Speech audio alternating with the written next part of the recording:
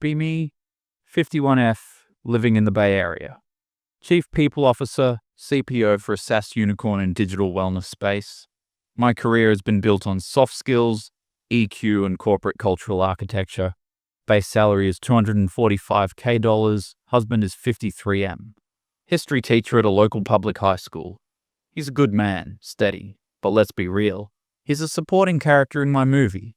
I make 4 times what he does. I choose the vacations, choose the cars, I choose the friends. He just nods and carries the luggage. We have one son, Liam, 25M. Liam was my grand project. I didn't just want a son, I wanted to raise the antidote to toxic masculinity. I wanted to nurture a boy who was sensitive, artistic, emotionally porous, a boy who would prefer poetry to power tools, a boy who would grow up to dismantle the patriarchy from the inside. From the moment he was born, I curated his existence. No blue onesies, no trucks, no soldiers, no aggressive iconography. His nursery was painted safe space sage. I filled his bookshelves with stories about feelings, community, and conflict resolution through dialogue. I banned superhero movies because they glorify vigilante violence. I thought I had the perfect formula. I was the sculptor, he was the clay. Reality, however, is stubborn. The first cracks appeared when he was about 5. I bought him a gender-neutral dollhouse, intending for him to roleplay complex social dynamics, left him alone for 20 minutes, came back to find he had dismantled the roof. He wasn't playing house, he was using a rock to hammer the plastic support beams because he wanted to see the skeleton. I scolded him for destroying property. He looked at me with wide, confused eyes. But Mum, I wanted to know how it stands up. I should have known then. Fast forward to elementary school. I signed him up for interpretive dance and violin. He was miserable. He would stand in the back of the dance class, stiff as a board, looking like he was in a hostage video. Meanwhile, he made friends with the neighbor's kid, Cody. Cody's dad was a mechanic who drank Monster energy drinks and owned a jet ski. Everything I despised. Liam started coming home smelling like gasoline and dirt. Knees always scraped, knuckles always bruised. I tried to intervene. Liam, why don't you invite Cody over here? We can do some watercolor painting. Liam looked at me like I was speaking Martian. We're building a ramp, Mum, for the bikes. A ramp? That sounds dangerous. It's awesome. We calculated the angle and everything. Calculated the angle? He was failing math in school because he wouldn't show his work the way the teacher wanted, but he was calculating ramp angles in the driveway. I dismissed it as a phase, just some latent boy energy that I needed to train out of him with more mindfulness exercises. Middle school was a battlefield.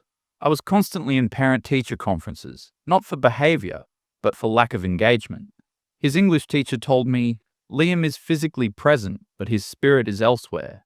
He refuses to engage with the themes of oppression in our literature unit. I was mortified. I came home and lectured him for hours about privilege and social responsibility. He would just sit there, staring at a spot on the wall, stoic, unemotional. It infuriated me. Why wouldn't he cry? Why wouldn't he emote? I felt like I was talking to a stone wall. Sophomore year of high school, the divide became a canyon. I was at the peak of my career, giving TEDx talks about the empathy economy, featured in Forbes Women to Watch. I was driving a Tesla Model X, the one with the Falcon doors. Felt like a spaceship. I was remodeling the house to be mid-century brutalist chic, spending $80,000 on a kitchen renovation just to get the right shade of slate grey counters. Meanwhile, Liam had discovered the metal shop at school. Suddenly, the C student was getting 100% in a class. But it was shop class. It didn't count. You can't put advanced welding on a Harvard application. He started bringing things home. Ugly, heavy metal sculptures, gears welded together, chains fused into shapes. He was so proud. Look, Mum, I mastered the TIG welder today. Look at these beads. Stack of dimes. I looked at the jagged metal with disdain. It's interesting, Liam, but heavy. Don't put it on the glass table. It's strong, Mum. It can hold a ton of weight. Great. Maybe you can sell it at a flea market one day. I saw the light go out in his eyes. I didn't care. I needed to break this obsession with manual labor. I needed him to focus on the SATs. I hired tutors, expensive ones, $150 an hour. He skipped the sessions to go hang out at a scrapyard. I was at my wit's end. My friends were all bragging about their kids. Josh got into Stanford. Emily is starting a non-profit for digital literacy. I had to sip my wine and say, Liam is exploring his tactile intelligence. I felt the judgment. I felt the shame. Senior year, the decision. I had the path laid out. Liberal arts college in Oregon, maybe a gap year in Europe to find his voice, then law school or an NGO. We sit down for dinner. I have the brochures fanned out on the table like a winning poker hand. Husband is eating his kale salad, keeping his head down. Liam is 18 now. He's filled out. He's not the lanky boy anymore. He's got broad shoulders, thick forearms. He eats like a horse. He pushes the brochures aside. Mum, Dad, I'm not going to college. Silence. The grandfather clock in the hall ticks loudly. I put my fork down, trembling with rage. Excuse me? I'm not going. I applied to the Commercial Diving Academy in Seattle. It's a 7-month program. I want to be an underwater welder. I laughed. A cold, sharp sound. A welder? You want to be a plumber in a wetsuit? It's specialized work, Mum. Critical infrastructure. It pays really well. I stood up. Pays well? Compared to what? The guy who mows our lawn? Liam, listen to me. The world is moving to a knowledge economy. AI is taking over. Robots will do the manual labor. If you choose this, you are choosing poverty. You are choosing to be obsolete. I did not raise you to be a grunt. I raised you to be a leader. Liam didn't flinch. He looked me dead in the eye. I am a leader, Mum. Just not in your world. My world is the only world that matters. I screamed. If you walk out that door to go to trade school, you are cut off. No tuition, no rent money, no car insurance. You are on your own. I thought the threat would crush him. I thought he would crumble and beg. He just stood up. Okay, that was it. Just okay. He went to his room, packed a green duffel bag, grabbed his savings jar, walked out the front door. Didn't say goodbye to me. Hugged his dad in the driveway. I watched from the window, sipping my organic tea. Furious, heartbroken, maybe a little, but mostly insulted. How dare he reject my vision? How dare he choose dirt and danger over the pristine path I paved for him? I told my husband, give him 6 months. Once he realizes how hard it is to pay rent on a laborer's wage, he'll be back. 1 year passes, 2 years, 3 years. We barely hear from him. Husband gets the occasional text. I'm in Louisiana. I'm in the North Sea. Safe. Working hard.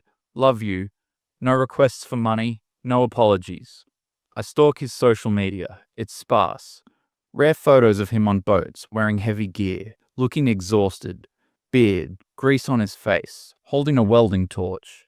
I show the pictures to my colleagues at work as a cautionary tale. This is what happens when you don't prioritize higher education, I'd say with a sad sigh. He's lost. Probably living paycheck to paycheck in some motel. Meanwhile, I am thriving, or so I think. Market is booming. Company goes public. My stock options are worth a fortune. We buy a vacation condo in Tahoe. I buy a Peloton, I use twice. I buy a purebred French bulldog because it matches the aesthetic of the living room. I feel invincible. I am on the right side of history. I am wealthy, educated, and progressive. Liam visits once, for Christmas. 4 years in, he drives a rental car. He looks different. He's huge, physically imposing. He walks with a density that makes the floorboards creak. His hands are rough, scarred, calloused. Shake hands with him is like gripping a piece of oak. It repulses me. It's so primitive. We sit at dinner. I decided to be gracious but condescending. So Liam, are you still doing the swimming thing? He cuts his roast beef. It's saturation diving, Mum. But yes. And do they give you health insurance? Or is it just cash under the table? He chuckles. Full benefits, Mum. Union. Well, that's something, I guess. But don't you worry about your mind rotting. You're not exactly reading philosophy down there, are you? I listen to audiobooks in the decompression chamber, he says. Audiobooks, I scoff. It's not the same. My friend Sharon's son is a junior VP at Deloitte now. He just bought a loft in the city. He's doing so well, intellectual work. Liam takes a sip of water. Good for him.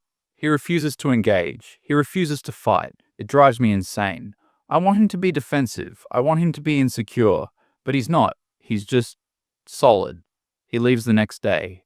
I tell my husband he's hiding something. He's probably deep in debt and too proud to ask. Did you see his clothes? Flannel and denim. He looks like a lumberjack. Husband sighs. He looked happy, Mary. Happy. He looked tired. He looked used.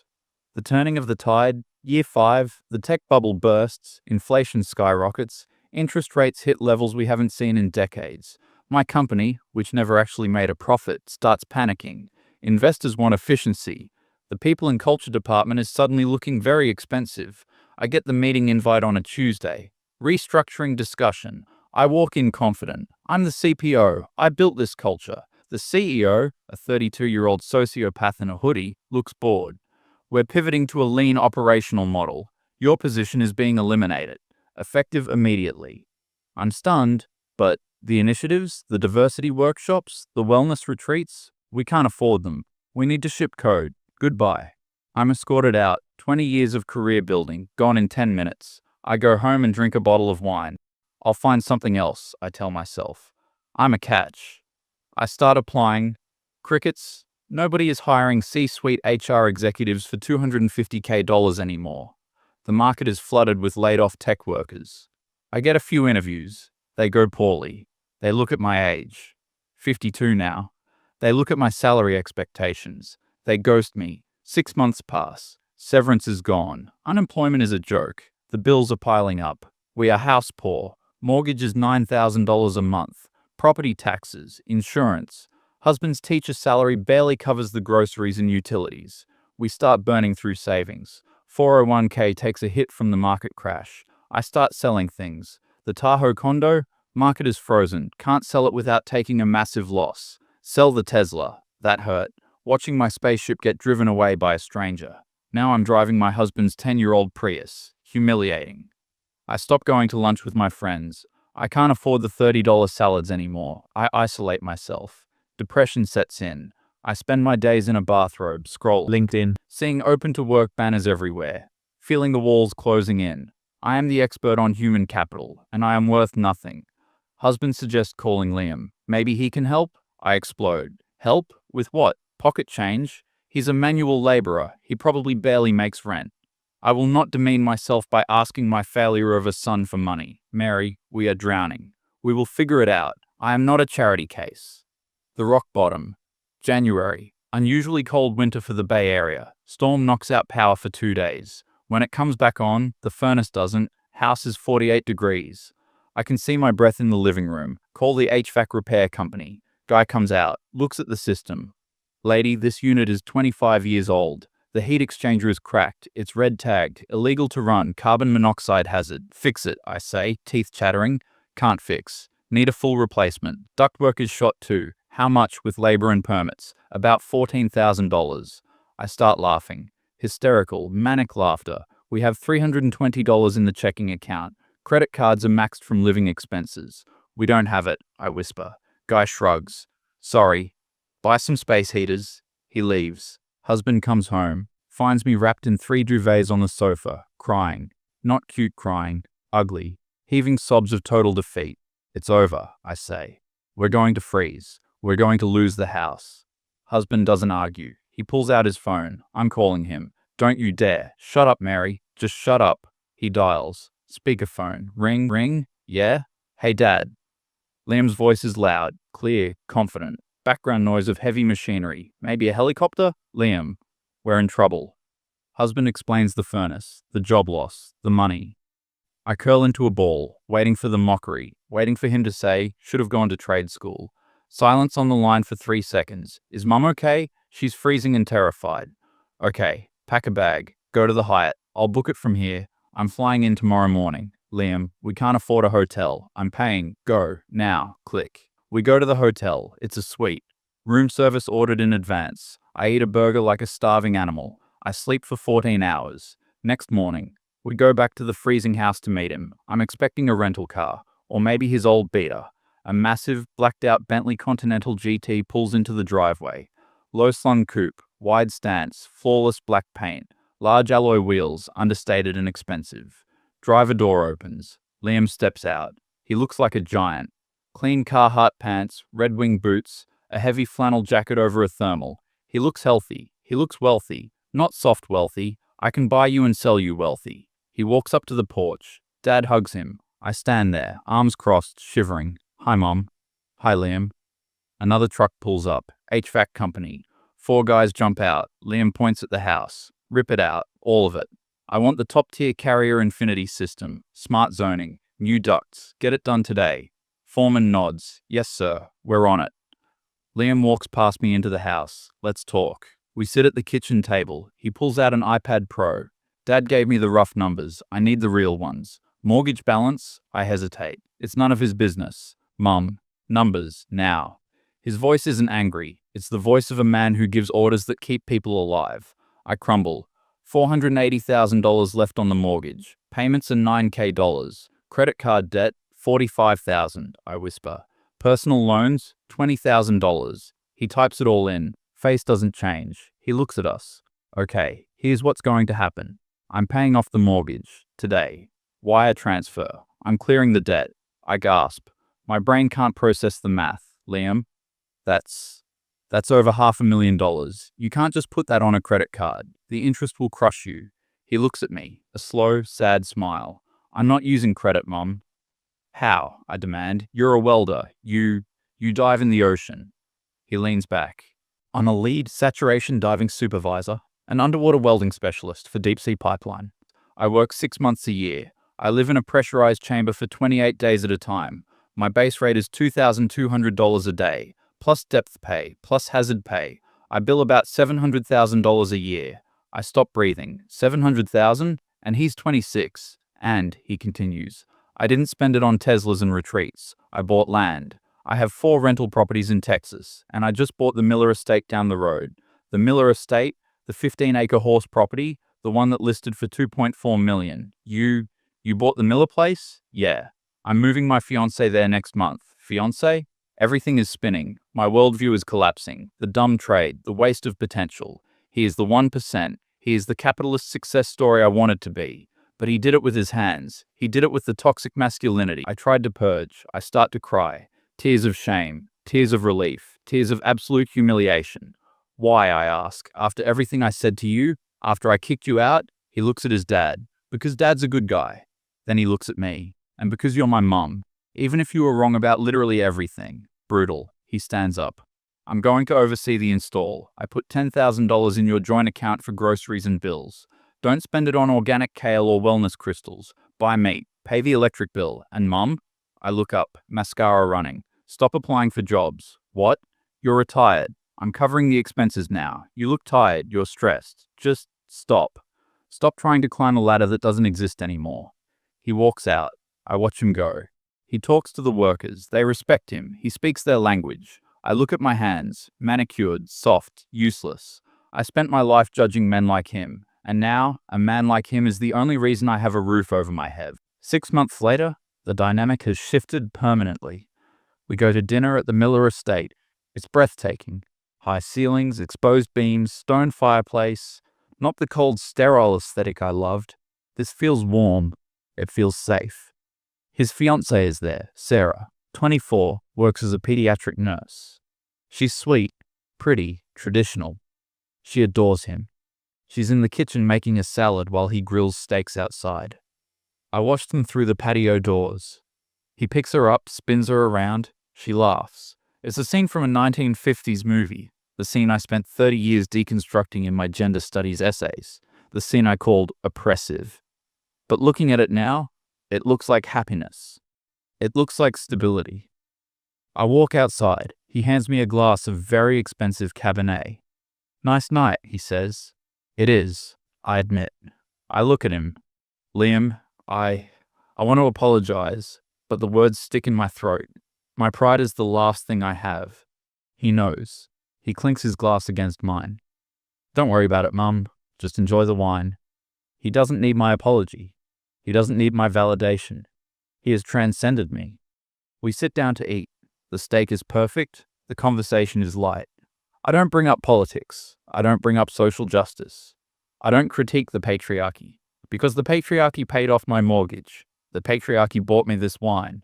And the patriarchy is currently fixing the world while I sit here and consume. My husband is happier than I've ever seen him. He and Liam talk about fishing, about engines, about the land. I realize I was the problem. I was the dark cloud over this family, trying to force them into boxes they didn't fit in, trying to make them weak so I could feel strong. A year later, Liam and Sarah are getting married. Huge affair. No debt, paid in cash. I am mother of the groom, I wear a dress Liam paid for. I sit in the front row. The priest talks about protection and strength and duty. Old me would have rolled my eyes. New me just listens. I look around the church. It's full of his friends from the industry. Big men, rough hands, uncomfortable in suits. But there is an energy here, a capability. If the roof collapsed right now, these men would hold it up. If a fire started, they would run into it. My corporate friend? They would tweet about it. I realized that civilization rests on the shoulders of men like my son, and I spent my life spitting on them. At the reception, Liam gives a speech. He thanks his dad. He thanks his crew. He pauses, looks at me. And thanks to my mum. Room goes quiet. She taught me that if you want something in this life, you have to fight for it. Even if you have to fight the people who are supposed to support you. People clap. They think it's a compliment. I know what it is. It's a tombstone for my ego. I smile and wave. A prop in his story. Later that night, I'm back in my paid-off house. Heat is running quietly, thanks to the new system. Husband is asleep.